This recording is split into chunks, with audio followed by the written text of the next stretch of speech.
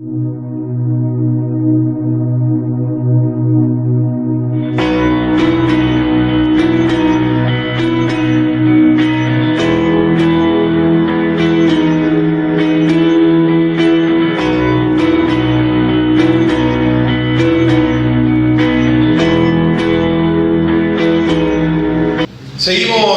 no sé si se dieron cuenta, pero la semana pasada estuvimos grabando la palabra que se dio en este lugar y ya está disponible en el canal de YouTube Jóvenes Movidos por el Cruz. Hemos comenzado una nueva serie, la serie se llama Los Amigos de Jesús y bueno, el sábado pasado dimos la introducción a lo que es esta serie, ¿sí? Y hoy vamos a dar el segundo mensaje, Los Amigos de Jesús número 2. Y así vamos a ir estudiando, investigando y viendo cómo eran los amigos de Jesús, por qué los llamó Jesús, cómo era su carácter. Y seguramente vamos a encontrar muchas cosas en las que somos muy parecidos. Y vamos a ir descubriendo cosas que también Dios quiere que nosotros descubramos, ¿sí? Dios no se valió de mucho para trastornar a Roma. Y Roma de verdad que era un imperio poderoso. Pero con 12 hombres, dice en Hechos, que trastornaron Roma. La verdad que impactaron su influencia y a través del Espíritu de Jesucristo, del Espíritu Santo, la verdad que causaron estragos, ¿sí? A todos los niveles, sociopolíticos, socioeconómicos. De verdad que Dios estuvo dentro de esos hombres. Y es lo que quiere hacer con nosotros, ¿sí? No hace falta muchos para trastornar una ciudad, una provincia, una nación, sino hombres y mujeres que estén dispuestos a dar su corazón y su vida por esta causa. Amén. Amén. Podemos mirar nosotros la vida de Moisés, ¿sí? Estamos estudiando el libro de Deuteronomio a nivel congregacional y estudiando el libro de Moisés nos preguntamos cómo es que Moisés pudo hacer tantas cosas y encima en su vejez. Dice que Moisés ya era pasado los 80 y hacía un montón de cosas. Entre ellas, guiar a 2 millones de personas hacia la tierra prometida. Imagínense, atender a 2 millones de personas, enseñar a 2 millones de personas, guiar a 2 millones de personas, escuchar las quejas de 2 millones de personas, escuchar todas esas cosas y decimos, ¿cómo es que Moisés pudo hacer esas cosas? Si a veces nosotros con 2 hijos, con 3 hijos o con 3 problemas no podemos, imagínense, de verdad que Moisés, si Dios no estaba con él, Moisés se hubiera terminado en un neuropsiquiátrico. Bueno, no había en ese entonces, pero de verdad hubiera terminado en un neuropsiquiátrico. Imagínense, no un problema, no 1000 problemas, no 2000 problemas, sino cerca de 2 millones de problemas. Imagínense lo que es eso, de verdad.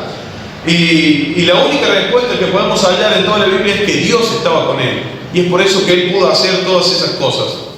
¿Qué quiero decir con esto? Sea lo que Dios nos pida que nosotros tengamos que hacer, por más grande o pequeño que a nosotros nos parezca, tenemos que saber que Dios siempre va a estar con nosotros.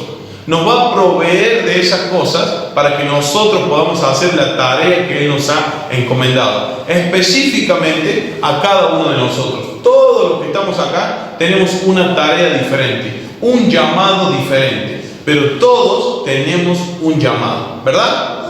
Todos, o sea, Dios no nos trajo aquí por nada, nos trajo aquí por algo, a todos, cada uno de nosotros, ¿sí?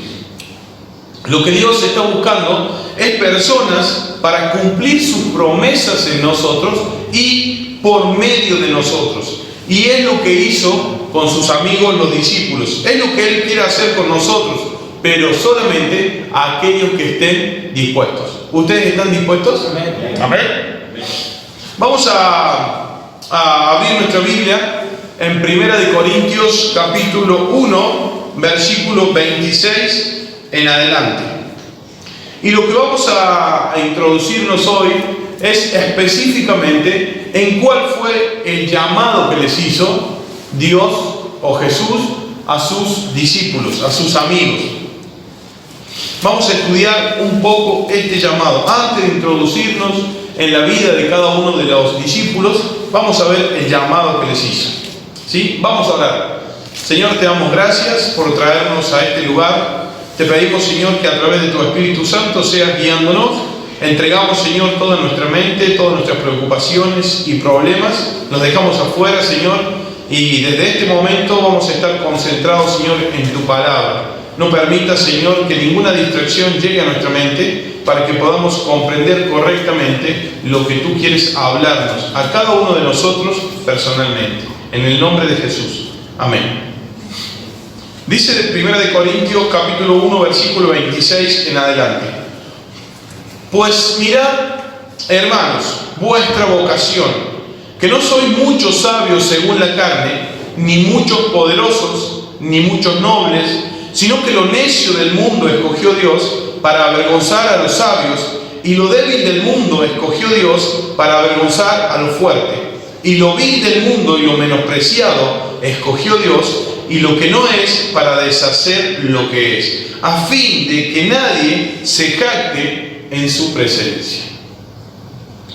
Cuando Jesús comenzó su ministerio, cuando Jesús empezó a predicar, cuando Jesús empezó a enseñar a las demás personas lo que Dios le había mandado enseñar, Él nunca quiso hacerse famoso.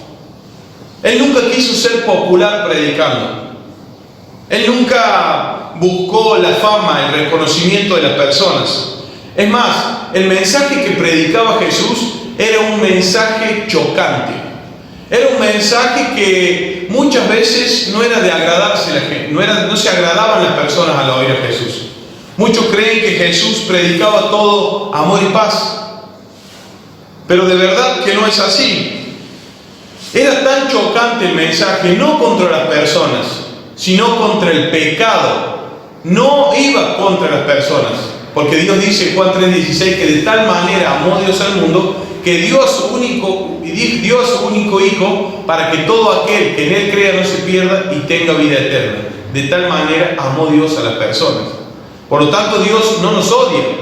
Lo que sí Dios aborrece es el pecado que hay en nosotros. Por eso Jesús predicaba contra el pecado y las personas no les gustaba oír. Miremos lo que dice, leamos mejor lo que dice Lucas capítulo 4, versículo 28. Dice: al oír estas cosas, ¿quién? O sea, las personas que estaban oyendo el mensaje que Jesús predicaba.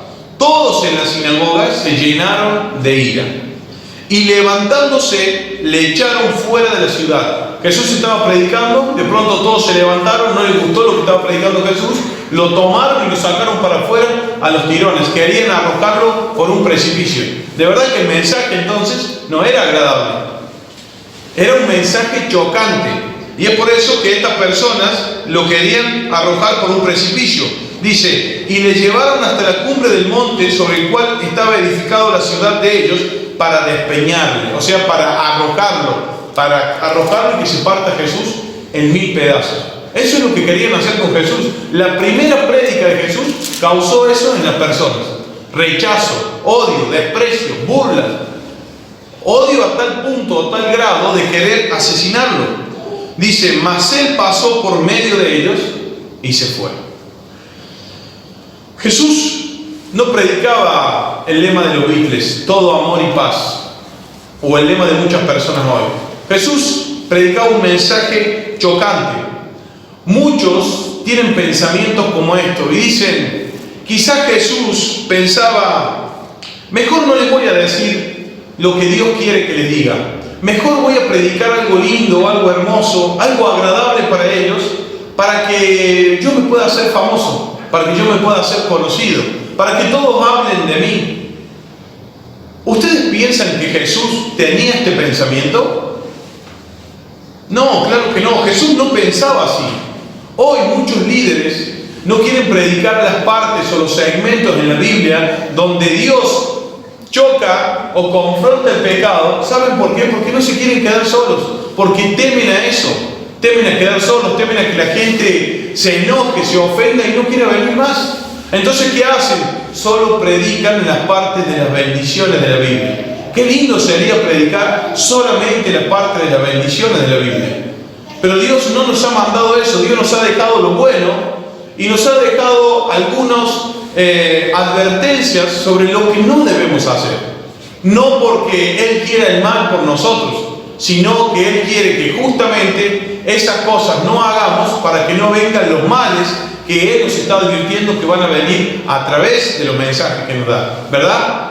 entonces Dios no es malo. Entonces nosotros no tenemos por qué, si Jesús no quitó las partes de la Biblia, donde la Biblia confronta el pecado, nosotros no podemos tener esa autoridad para poder quitar las partes donde se predica en contra del pecado. No en contra de la persona, sino en contra del pecado. Qué lindo sería que yo les dijera todos los sábados: van a ser bendecidos, van a ser prosperados, Qué lindo es siempre una bendición. Pero les estaría mintiendo, les estaría ocultando. ¿A ustedes les gustaría que le ocultara parte de la Biblia o que le dijera todo lo que está en la Biblia? Todo lo que está en la Biblia, ¿verdad? Y Jesús buscaba agradarle al Padre y no agradarle a las personas. Lo mismo tenemos que hacer cuando Dios nos mande a decir algo que está mal. Una vez me dijeron: no hay que darles, no hay que predicarle a los jóvenes, Lo importante es que los sábados los tengas a los jóvenes. Lo importante es tener los sábados a los jóvenes. O sea, me estaba diciendo, en otras palabras, predicarles siempre bendición, predicarles siempre gracia, siempre perdón, siempre bendición, y lo vas a tener ahí todos los sábados. ¿Ustedes creen que Dios, qué quiere? ¿Personas en el cielo o jóvenes o personas en el infierno?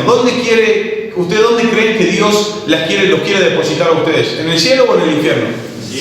En el cielo. Entonces le va a predicar: por acá van al cielo, por acá no, ¿verdad? ¿Es así o no?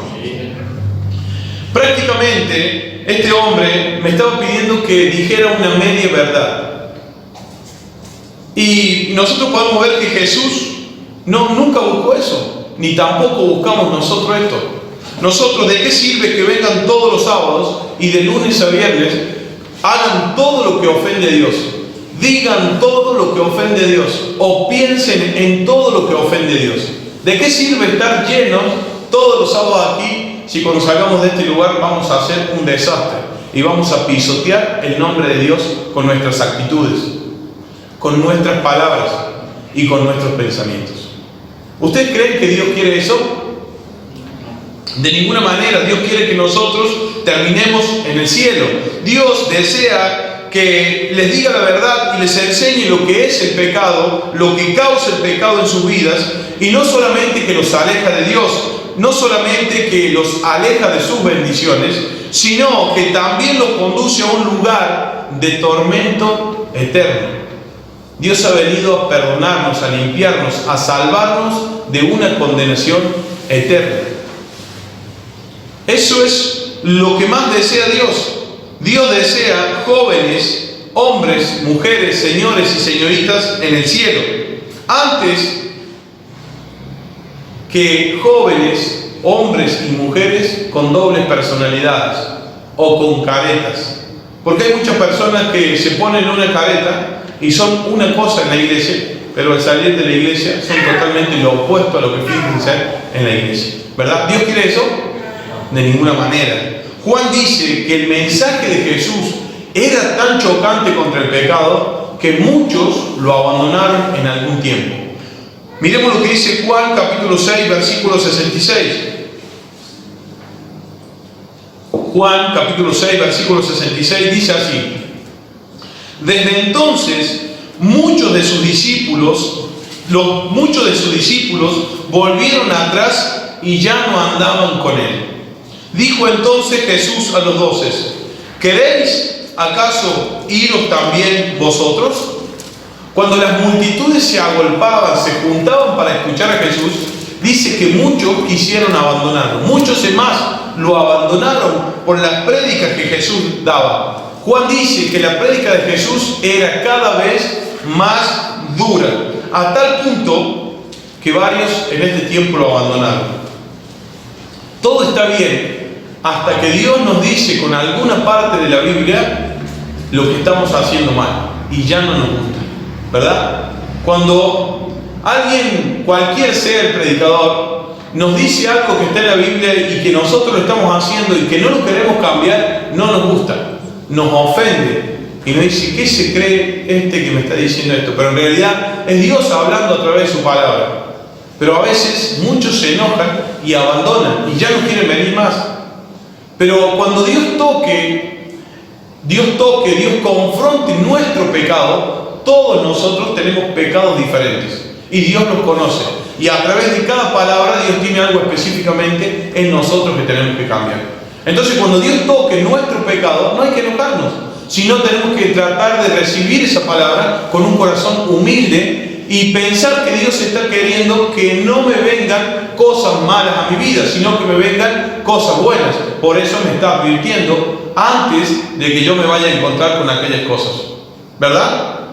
Entonces, aquellos que no abandonan podrán experimentar muchísimas maravillas al lado de Dios. Porque Dios no está con un látigo para pegarnos constantemente, sino que Dios quiere bendecirnos siempre. Pero muchas veces no queremos nosotros recibir las bendiciones que Dios ha preparado para nosotros, porque preferimos ir por el lugar equivocado. Por eso Jesús no buscaba fama, Jesús no buscaba ser conocido mundialmente.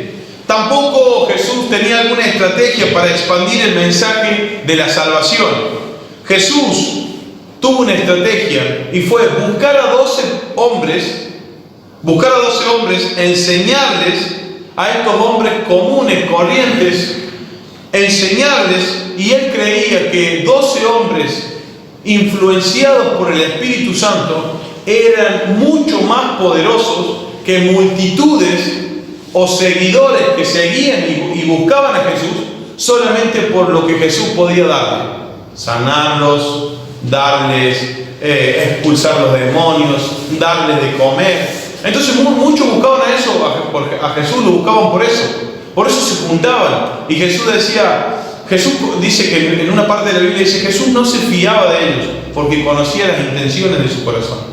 Jesús, al mirar a una persona, sabía la intención del corazón. No miraba lo externo, sino lo que está dentro de nuestro corazón. Jesús, cuando nosotros venimos a su casa, Él ve nuestras intenciones de todos nosotros, escudriña nuestros corazones. Por eso suelta una palabra para cada uno de nosotros. Y nosotros sabemos: ¿cómo sabe? ¿Cómo sabe que hice esto? ¿Cómo sabe que pensé eso? ¿Cómo sabe que dije eso? ¿Cómo sabe que estoy haciendo eso? No es que yo lo sé, es que Jesús lo sabe. Y eso es lo que Jesús ataca en cada uno de nosotros: nuestro pecado. No nos ataca a nosotros como personas, sino nuestro pecado. Entonces Jesús preparó a estos 12 para trastornar Roma, para trastornar el mundo entero, para fundar la iglesia. Por eso podemos decir que Jesús eligió estos 12 hombres y usó 4 etapas o 4 fases donde los llamó. Hubo 4 etapas en el llamado de las personas, igualmente para nosotros. Primero Jesús los llamó y les enseñó quién era Él. Yo soy el Señor y el Salvador, yo soy quien te puede perdonar. Entonces, para seguir al lado de Jesús se necesita la fase 1. ¿Cuál es? Aceptar a Jesucristo como Señor y Salvador de nuestras vidas. Es lo que hicieron estas personas, los 12 discípulos. Luego, la segunda etapa del llamamiento, Jesús los llamó a que estuvieran tiempo completo con Él. Los llamó para enseñarles, para que ellos vieran lo que Él hacía, para que ellos escucharan lo que Él hablaba, para que ellos entendieran la forma de actuar. Jesús les enseñó misterios del cielo. Jesús les enseñó cómo era el cielo, cuáles eran las reglas, las leyes del cielo. Jesús les reveló misterios a sus amigos. Jesús los preparó primero. Esa fue la segunda etapa. Estuvieron casi un año y un poco más de 6 meses con Jesús aprendiendo todo. Jesús dormía, ellos decían: queremos dormir, y estaban cansados y la gente necesitaba ser atendida, y Jesús les dijo: no vamos a descansar, hay que atender a las personas. Los empezó a entrenar, a tratar su paciencia, a tratar su carácter. Jesús empezó a enseñarles. La tercera etapa del llamamiento, Jesús les da una función, le dice: vayan y prediquen el Evangelio, vayan y hablen de mí. Pero Jesús no los largó solos, sino que Jesús los largó de 2 en 2. ¿Saben por qué? Porque todavía no estaban listos para predicar solos. Entonces Jesús los largó de 2 en 2. Jesús supervisaba todo lo que ellos hacían. Miraba lo que ellos hacían, los estudiaba. Dice esto, hace esto, muy bien. Eso hizo Jesús. Y ellos, al volver: Jesús, sanamos, expulsamos fuera demonios, hicimos milagros. Y Jesús les dijo: no se alegren por eso. ¿Saben por lo que se tienen que alegrar? Que su nombre esté escrito en el libro de la vida. Eso es lo más importante. Jesús le enseñó a sus amigos las prioridades de las cosas. Primero Dios, después todo lo que viene. Y es lo que nosotros estamos tratando de enseñarles a ustedes también. Primero Dios y luego las demás cosas. Pero no porque nosotros queremos decirlo. A nosotros también nos enseñaron de esa forma. Mateo capítulo 6, versículo 33 es un versículo que debemos aprenderlo de memoria. Busquen primero el reino de Dios y su justicia, y todas las demás cosas van a ser añadidas. Cuando dice todas, ¿a qué se refiere? Dice todas. Se refiere a muchas otras cosas más. Dios nos va a proveer el alimento, nos va a proveer el abrigo, pero también Dios nos cuida. ¿O por qué hoy no estamos enfermos? ¿Porque somos fuertes de salud o porque Dios estuvo cuidándonos? Porque Dios nos cuida. ¿Verdad? ¿Sí? ¿Por qué prospera nuestro trabajo? Porque Dios hace prosperar el trabajo. ¿Sí o no? Sí. ¿Por qué no le pasa nada a nuestros hijos? Porque Dios nos cuida. Porque Dios nos cuida. Busquemos a Dios y lo demás va a ser añadido. Hay muchas cosas que Dios va a hacer por nosotros.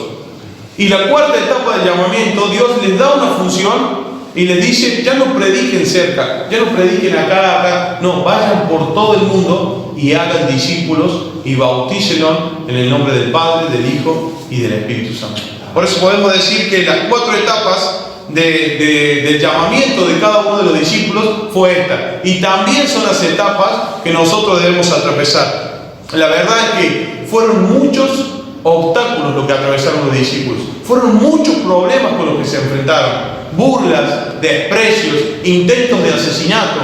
Pero a todas esas cosas ellos pudieron salir más que vencedores. Entraron en la gloria eterna y aún se sigue predicando el evangelio que ellos iniciaron hace más de 2000 años. Miren si no fue impactante, influyente y asombroso lo que hicieron estas personas, ¿verdad? Personas comunes y corrientes como cada uno de nosotros. Por eso hoy vamos a ver tres cosas. ¿Cuándo los llamó Dios? ¿En qué etapa, en qué tiempo los llamó Dios?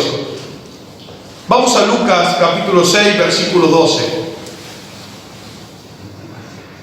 Lucas capítulo 6, versículo 12 dice de esta forma: en aquellos días Él fue al monte a orar y pasó la noche orando a Dios. De este versículo podríamos sacar muchísimas enseñanzas, pero lo que podemos extraer así rápidamente es: hay que orar para todo. Jesús, para elegir personas que estuvieron con Él, estuvo orando toda la noche. Jesús, para ir allá o para ir acá, oraba. Jesús, para tomar esta decisión, para hacer esto, oraba. Jesús, ¿querés que vaya? Jesús, no, Dios, papá, ¿querés que vaya? ¿Querés que lo haga? ¿Querés que lo diga? No lo digo. ¿Qué hago, Señor? Todo oraba Jesús. La oración, decía alguien que la oración es algo que sube a bajarnos bendiciones, a bajarnos respuestas de Dios. A veces sí, a veces no, a veces espera, pero siempre la oración nos va a guiar a hacer lo correcto, a hacer lo que Dios quiere. Pero nosotros vamos a centrarnos en la frase que dice en aquellos días. En aquellos días no se refiere al tiempo que marca un reloj. Tampoco se refiere a un tiempo específico, a un mes específico. Tampoco se refiere a un año específicamente. Sino cuando dice en aquellos días, esta frase lo que significa es un periodo de tiempo. ¿Y qué periodo de tiempo dice este versículo? Es un periodo de tiempo que el ministerio de Jesús estaba atravesando. Jesús, al nacer, tuvo varias etapas su ministerio. Primero nació, luego fue obediente a sus padres, asistió a la iglesia, aprendió muchas cosas, ¿sí? Cumplió lo que decía la Biblia. Luego empezó su ministerio, se fue a bautizar, luego se fue al desierto, luego volvió, empezó a predicar solo, luego buscó a los 12. Tuvo varias partes de su llamado, varias etapas, varias fases. Y cuando dice en aquellos días, hace mención o hace referencia a una parte de todo su ministerio. ¿Se entiende? ¿Y cuál parte? ¿Cuál es la parte que nosotros, o que hace mención y referencia a este versículo? Esta parte hace referencia a la etapa donde el mensaje de Jesús era despreciado, donde el mensaje de Jesús no era soportado, donde lo que Jesús predicaba era totalmente odiado, despreciado, atacado, burlado, calumniado. Jesús llama a los 12 cuando realmente predicar era una locura y era solo para valientes. Todos los religiosos que escuchaban a Jesús no lo amaban, querían matarlo. Es más, siempre estaban pensando, le hacían preguntas a Jesús para que Jesús les contestara mal y ellos pudieran llevarlo con las autoridades de Jesús, pudieran enjuiciarlo, pudieran matarlo. Siempre estaba buscando eso, pero Jesús conocía todo de ellos y era muy astuto en la respuesta que les daba. Lo odiaban. ¿Saben por qué lo odiaban? Porque él sanaba a los enfermos en el día de descanso, porque comía con prostitutas, porque almorzaba con pecadores. Por eso lo odiaban. No lo querían aceptar como Señor y Salvador de sus vidas. Ellos decían, no, este no puede ser el Hijo de Dios. Mirá lo que hace, se junta con pecadores. Mirá, perdona a este que no tiene perdón. Mirá, perdona a esta que no tiene perdón. Y Dios con ellos estaba, Jesús. Y por eso lo odiaban. Lo odiaban porque Jesús le estaba robando el protagonismo a ellos. Ellos servían a Dios por el lugar que la religión les ofrecía. Ellos servían a Dios por el puesto que tenían, porque eran reconocidos, eran respetados. Por eso servían a Dios. Y Jesús conocía las motivaciones de ellos, de cada uno de ellos. Fue en este tiempo donde Jesús sabía que su muerte se acercaba. Él ya sabía que dentro de poco iba a ser crucificado y necesitaba preparar a aquellos que iban a seguir con el mensaje del Evangelio y la función de la iglesia. Se necesitaba de verdad hombres valientes que no tuvieran miedo a nada y que fueran esforzados en las cosas y en las tareas que Él les iba a dejar. Hoy no vivimos tiempos diferentes.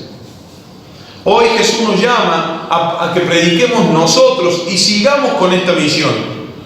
Los tiempos que vivimos nosotros actualmente son muy parecidos a los que vivió los 12 apóstoles con Jesús. Hoy los que leen la Biblia son los religiosos. Hoy los que van a la iglesia son los fanáticos. Hoy los que son cristianos son los débiles, los ignorantes. ¿Verdad? ¿Sí o no? Sí. Hoy muchos de los que dicen ser, de los que son cristianos, son lo peor de la sociedad. Muchos dicen, a este no le quedaba otra que Dios lo perdone, porque no sirve para nada. Es lo más despreciable y detestable de la sociedad. Si Dios no lo perdonaba, ya no le quedaba otra. Así veían a Jesús y así nos van a ver a nosotros. Hoy también hay religiosos, ¿o no? Hay muchos que van domingos a la iglesia, rezan, oran, cantan, levantan las manos, lloran, escuchan el mensaje y muestran una cara que parece Santo Bartolomé. Pero cuando salen de la iglesia son hijos de Satanás. En el comportamiento, lo que hablan, lo que dicen, cómo tratan a las personas, cómo estafan, cómo mienten. ¿Hay personas religiosas así o no? Sí. No digo de ninguna religión específicamente, porque hay de todos. Evangélicos también hay religiosos, ¿o no? Sí, también. Hoy también vivimos en esa etapa. Hoy Jesús no es tratado por lo que Él es. Hoy Jesús es visto como un buen maestro, como un tipo que vino a hacer bien a la gente, como un buen maestro de moral. Jesús se parece mucho a Gandhi, dicen muchos. Jesús se parece mucho a la Madre Teresa de Calcuta, sin desmerecer ninguna de estas dos personas. Pero Jesús no es igual a ellos. Jesús no fue un maestro de la moral. Jesús no vino a hacer buenas cosas solamente. Jesús vino a salvar a la humanidad de la condenación del infierno y del pecado de cada uno de nosotros. A muchos le preguntan, ¿vos crees que Jesús estará en el cielo? ¿Y qué responden muchos? ¿Sí o no? Sí, si cualquiera que le pregunte, ¿vos crees que Jesús está en el cielo? ¿Qué le van a responder a ustedes? Sí, Jesús está en el cielo. Pero dicen, porque fue bueno. ¿O no? Porque fue bueno. Pero no es visto como el Hijo de Dios. No es visto como el único que puede salvar sus vidas de la condenación del fuego eterno. No es visto como el que te amó tanto que dio su vida en esa cruz siendo inocente. No es visto como ese que está dispuesto a ayudarte, aunque muchas veces te le hayas burlado, aunque muchas veces le hayas despreciado. No es visto como ese rey que te busca día y noche para poder perdonarte. Amén. No es visto como eso. Hoy todos dicen, yo soy bueno. Bueno, tengo algunos defectos, pero por esos defectos no creo que Dios me vaya a mandar al infierno. Hay personas buenas y no son cristianas, sí, hay personas que moralmente son correctas. No fuman, no toman. Pero hay alguien que puede decir, yo no tengo ningún pecado. Verlo a Dios allá en el cielo y decirle la verdad que a mí me tenés que dejar pasar porque nunca cometí una maldad en el mundo. ¿Creen que puede alguien decir de esa forma? No. Bueno, muchos dicen, yo soy bueno, no soy tan malo. Hago lo normal que hacen todos. Por ahí una mentirita, una canita al aire. Hago lo que hacen todos. Por esta misma razón, Dios necesita valientes para esta tarea. Los tiempos se pondrán peores. Los sistemas de gobierno están cada día más lejos de Dios y más cerca de Satanás. Por lo tanto, comenzarán a despreciar y a odiar lo bueno de Dios. Y seremos quizás perseguidos, despreciados y tratados como lo peor de la sociedad. Ahora, podemos hacernos una pregunta. ¿Qué creen ustedes que vio Jesús en ellos para llamarlos? ¿Qué creen ustedes que vio Jesús en nosotros para llamarnos? ¿Somos buenos? Hoy en día hay muchos lugares donde hay estatuas de los apóstoles. Hay muchos lugares donde hay figuras muy costosas, muy caras, de yeso, de verdad muy hermosas, muy lindas. Ahí hay gente que va y se arrodilla delante de esas estatuas. Hay gente que va y les reza a esas estatuas. Hay gente que va y les llora delante de esas estatuas. En otros lugares, los apóstoles, los 12, son vistos como dioses, como los dioses de la Roma antigua. Pero lo único que hacen esas personas es que los demás crean que los 12 eran muy espirituales, que los 12 son personas inalcanzables para nosotros. ¿Qué creen ustedes? ¿Que los 12 son inalcanzables para nosotros? ¿Sí o no? La verdad es que la Biblia nos muestra todo lo contrario. Ellos eran hombres como nosotros, pecadores, con errores, con fallas. No eran santos, no eran filósofos, no tenían poderes sobrenaturales antes de conocer a Jesús. Eran hombres que trabajaban y trabajaban en lo más común del tiempo, del momento de ese momento de la humanidad. Eran pecadores. Muchos de ellos no tenían ni el primario. Muchos de ellos no tenían ni el nivel de estudio básico. Ellos fueron elegidos de entre lo indigno y descalificado para tan sublime tarea. Por eso podemos decir con total seguridad que ellos llegaron a ser o llegaron a hacer lo que hicieron porque Jesús los tomó, les enseñó y los cambió. Por eso toda la gloria, ¿de quién es? De Dios. Ahora, tampoco podemos decir, no, entonces no eran nada. No, tampoco eso nos enseña la Biblia. Dice la Biblia en el libro de Apocalipsis, capítulo 21, versículo 14. Apocalipsis, capítulo 21, versículo 14. Y el muro de la ciudad tenía 12 cimientos, y sobre ellos los 12 nombres de los 12 apóstoles del Cordero. Dice la Biblia que los nombres de los 12 amigos de Jesús, de los 12 apóstoles, van a adornar las puertas del paraíso. Van a adornar las puertas de la nueva Jerusalén, de lo que Dios ha preparado para cada uno de nosotros.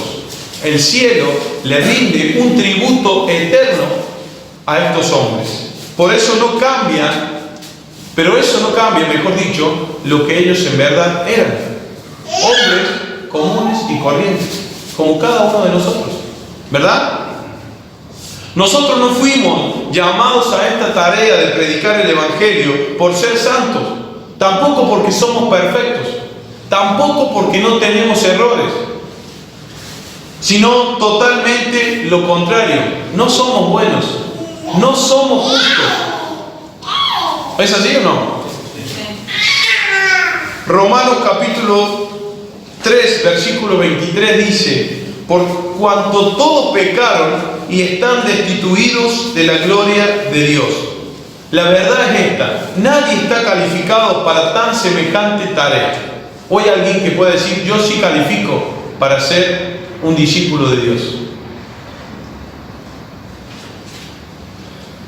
Hay muchos, inclusive muchos de nosotros, que nos desalentamos cuando pecamos.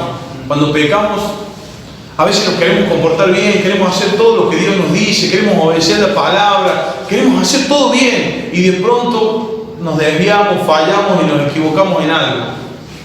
Y nos sentimos tan mal y decimos: no puedo hacer esta tarea, o sea, no puedo hacer esto que Dios me está pidiendo. ¿O no? Y tenemos ganas de tirar todo, de decir: no, yo ya no quiero seguir con esto. No puedo. Y eso nos frustra a nosotros, porque no lo podemos hacer, porque hoy no puedo, no sé cómo hacerlo. Es para otros, no es para mí. ¿O no? A veces decimos de esa manera, ¿o no? Me cansé de vivir, ya no quiero luchar más. Así decimos muchas veces. Es verdad lo que dice: me cansé de luchar, ya está, ya me cansé, ya no quiero vivir de esta forma. A veces nos sentimos de esa forma. Sentimos que no valemos nada. No sirvo para nada, no valgo nada.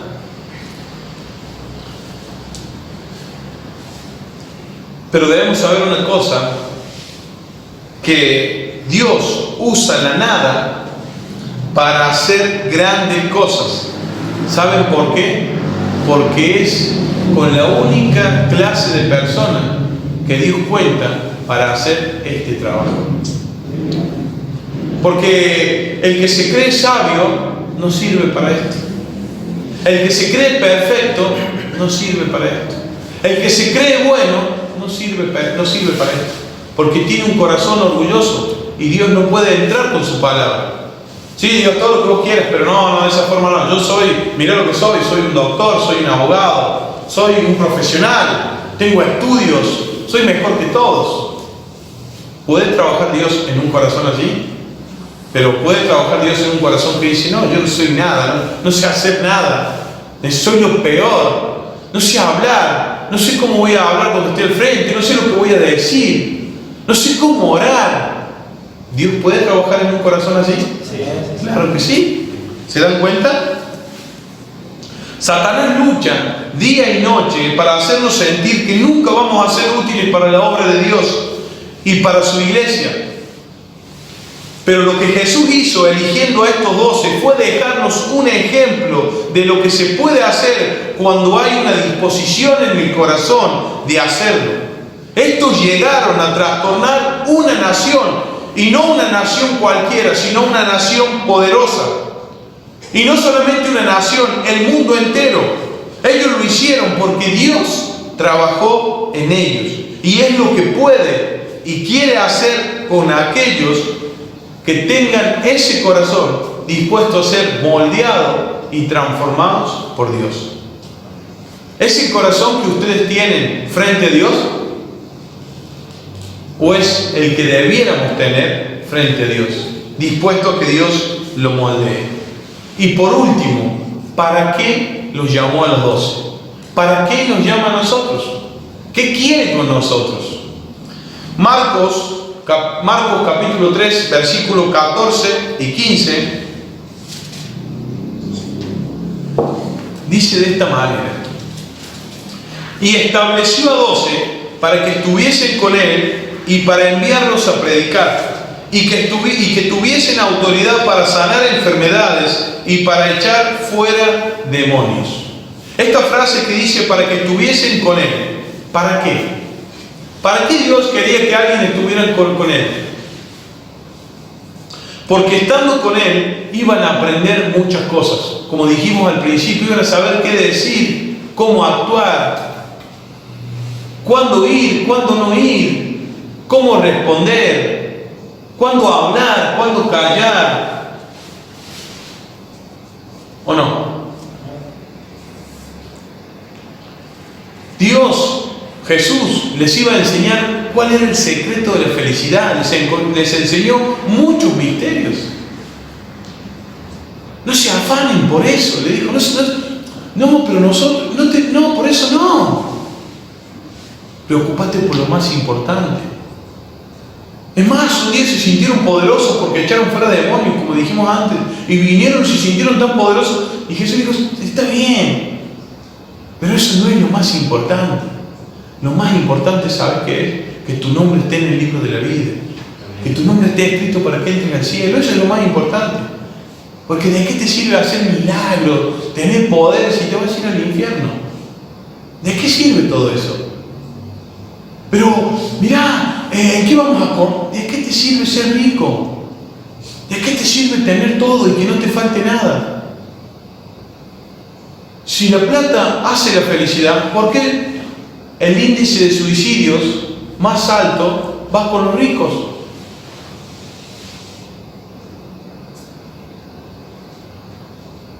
Jesús les enseñó verdades trascendentales para cada uno de ellos. Para poder hacer cualquier trabajo se necesita aprender primero, ¿o no? Sí. Para hacer, por ejemplo, trabajar en el servicio penitenciario se necesita primero hacer un curso, aprender. Para ser un gondolero, alguien que trabaja, se necesita primero aprender, ¿verdad? Esto va acá, esto va de esta forma, el precio es este, se pone de esta forma. Para trabajar en las obras, ser albañil, se necesita aprender primero para hacer algo, ¿o no? No se puede saltear las etapas, no se puede hacer y luego aprender, ¿o no? ¿Sí o no? Claro, primero necesitamos aprender cómo lo vamos a hacer. Justamente es lo que Jesús hizo con ellos, los llamó primero para que aprendieran muchas cosas, para luego poder ellos transmitírsela a otros. Hay algunos que quieren transmitir o quieren hacer antes de aprender, ¿o no? ¿Y cómo les va a esas personas que hacen eso? Mal. Es como una vez mi papá tomó a alguien y le dijo: ¿usted sabe, es oficial de albañil? Sí, yo soy oficial. Ah, perfecto, pero no sabía ni hacer mezcla.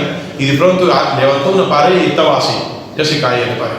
Quiso hacer antes de aprender. Lo mismo pasa con esto. Mientras más tiempo Dios nos tiene a las sombras, nos tiene aprendiendo, es más grande lo que vamos a poder realizar nosotros. Por eso no hay que apresurarse para enseñar, no hay que apresurarse para hacer lo que Dios no nos pide que hagamos. Dios lo tuvo en la sombra a Moisés 40 años para que sacara a 2 millones de personas y las llevara hasta la tierra prometida. En la sombra le dijo: anda, contar los lagartos, cuidar ovejitas, aprender a ser paciente, a ser obediente. Porque imagínense si lo hubieran sacado a Moisés cuando lo sacó desde Egipto y ahí nomás lo hubieran puesto guiar a estas 2 personas. Moisés era alguien que había sido tratado en Egipto como un príncipe, como un papurro de papurros. Era alguien soberbio. Dice: yo soy el hijo del príncipe, yo tengo mucho conocimiento. No, para uno de eso, hace de esta forma. No tenía paciencia. Cuando lo vio que otro le golpeó a otro, fue y lo mató. Imagínense si Dios le hubiera dado a los 2 millones de personas a Moisés así. Al primer día le mata 1 millón. No los hubiera aguantado, si todos los días se estaban quejando. Pero Dios tuvo que formar la paciencia, capacitarlo, entrenarlo. No un día, 40 años. Y luego que lo capacitó, lo preparó, le dijo: vení Moisés ahora. No, ahora ya no lo quería hacer. Después dijo: no, yo ahora no lo quiero hacer.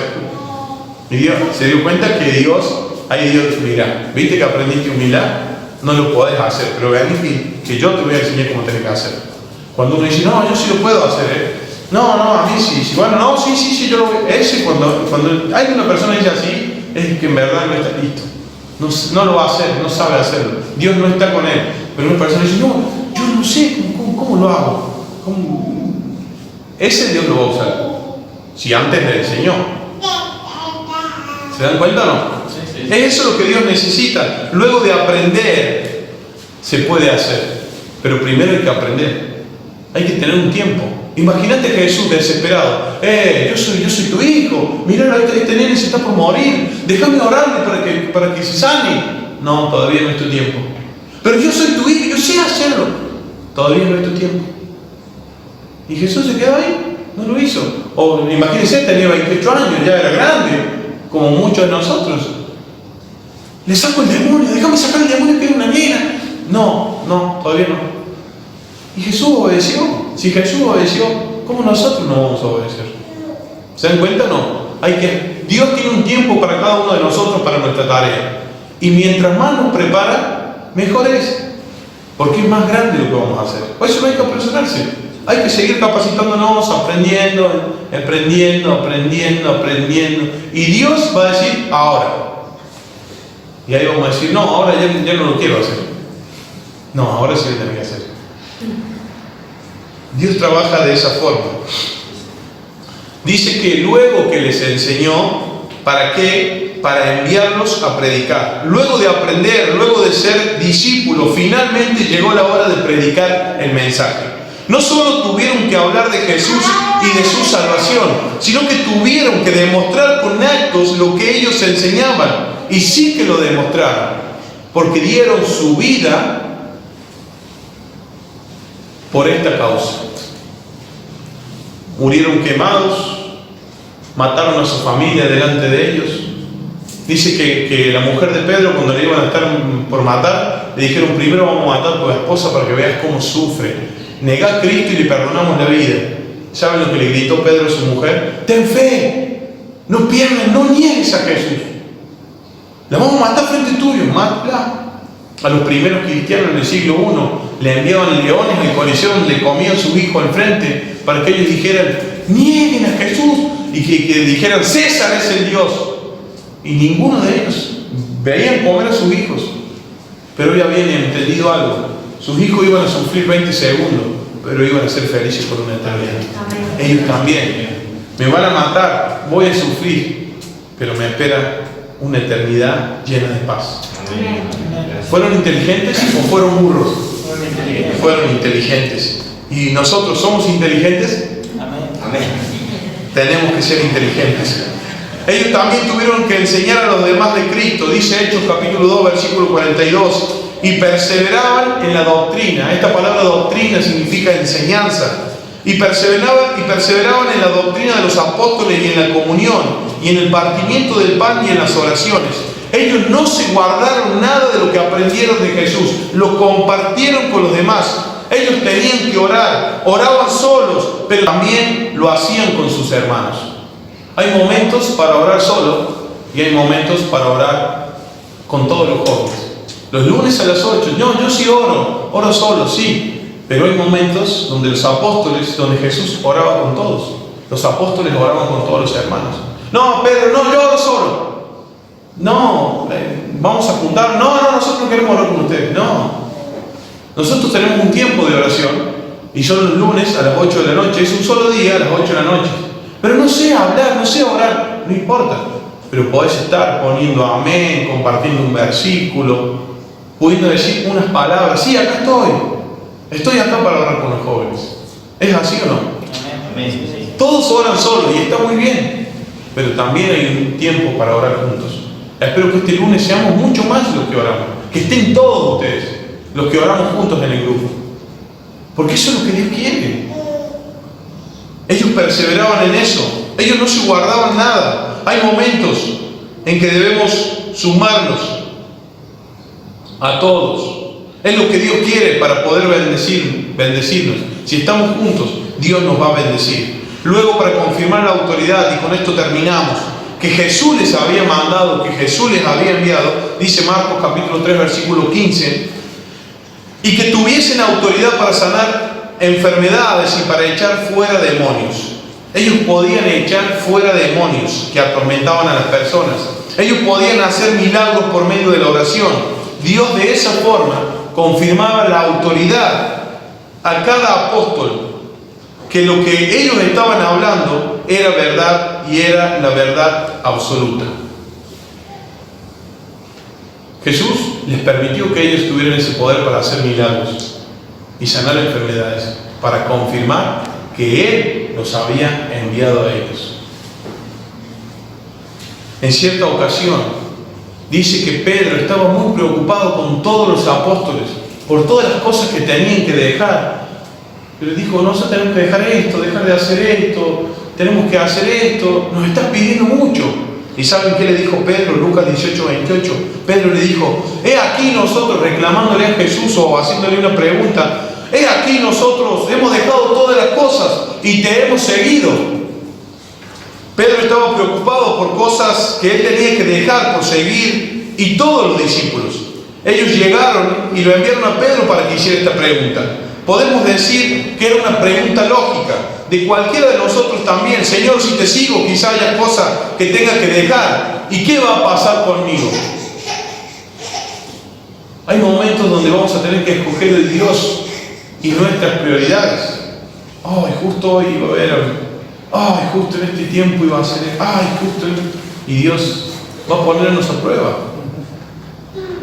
¿Saben lo que le contestó Jesús? ¿Y saben lo que te contesta Jesús cuando le hagas esa pregunta? 18:29, Lucas 18:29. Y Él les dijo, y Él nos dice, de cierto os digo que no hay nadie que haya dejado casa, o padres, o hermanos, o mujer, o hijos, por el reino de Dios, que no haya de recibir mucho más en este tiempo y en el siglo venidero de la vida eterna. En otra versión más sencilla dice, les aseguro, le respondió Jesús, que todo el que por causa del reino de Dios haya dejado casa, esposa, hermanos, padres o hijos, recibirá mucho más en este tiempo y en la edad venidera, la vida eterna. Dios los bendijo a ellos, se convirtieron en personas influyentes, respetadas y honradas por el pueblo de Dios. Dios les dio muchos hijos y hermanos espirituales. Dios cumplió y les honró aquí, pero no solo les honró en este mundo, sino que serán grandemente honrados en el cielo y por la eternidad. Amén. Amén. Dios quiere honrarnos, y no solo en esta vida. Dios quiere devolvernos. Vamos a tener que dejar muchas cosas, es cierto. Hay momentos que vamos a privarnos de algunas cosas por seguir esta buena causa. Hay momentos que vamos a estar cansados. Ay, recién salgo, recién tal. Y hay momentos que vamos a decir, Señor, dame fuerza. Y Dios nos va a dar fuerza para hacer su trabajo, su obra. Y todo lo que perdamos aquí dice que Él nos va a recompensar en este mundo. Pero no solamente en este mundo, sino también en la eternidad.